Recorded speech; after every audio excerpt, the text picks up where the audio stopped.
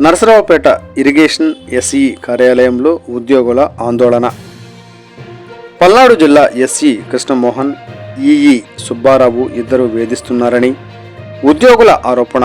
ఇటీవల తమ సమస్యలు పరిష్కరించాలని ఆందోళన చేపట్టిన ఉద్యోగులు, ఆందోళన చేపట్టిన ఇద్దరు ఉద్యోగులను వెంటనే మాచర్లకు బదిలీ చేసిన ఎస్ఈ, ఈఈ, ఎస్ఈ, ఈఈ తీరుకు వ్యతిరేకంగా విధులు బహిష్కరించి ఆఫీసులోనే నేలపై కూర్చుని ఆందోళనకు దిగిన ఉద్యోగులు.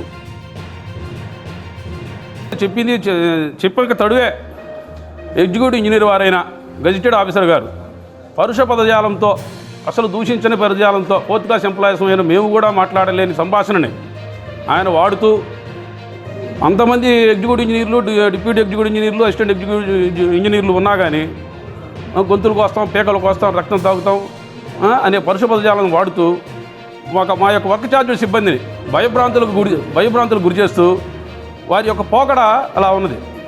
వర్క్ ఛార్జ్ సిబ్బందిలో సుమారుగా మా యొక్క నాగరాజు కొండారెడ్డి, నా పేరు కొండారెడ్డి, నా యొక్క అనుభవం సుమారుగా 32 సంవత్సరాలు ఈ ఇరిగేషన్ లింగంగుంట్ల పరిధిలో, లింగంగుంట్ల సర్కిల్ పరిధిలో ఏ రోజైనా సరే రైతుల దగ్గర నుంచి కానీ అధికారుల దగ్గర నుంచి కానీ ఈ 32 ఏళ్ల సర్వీస్లో ఎంతోమంది అధికారులు వచ్చారు, వెళ్ళారు.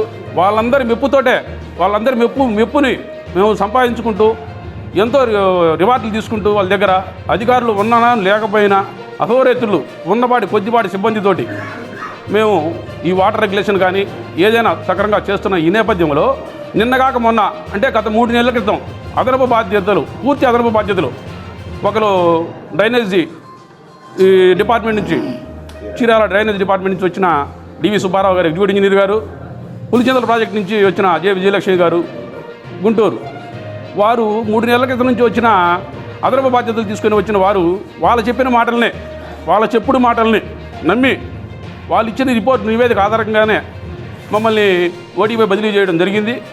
మేము పనిచేస్తున్న అధికారుల నిర్ణయం ఎందుకు తీసుకోలేదు?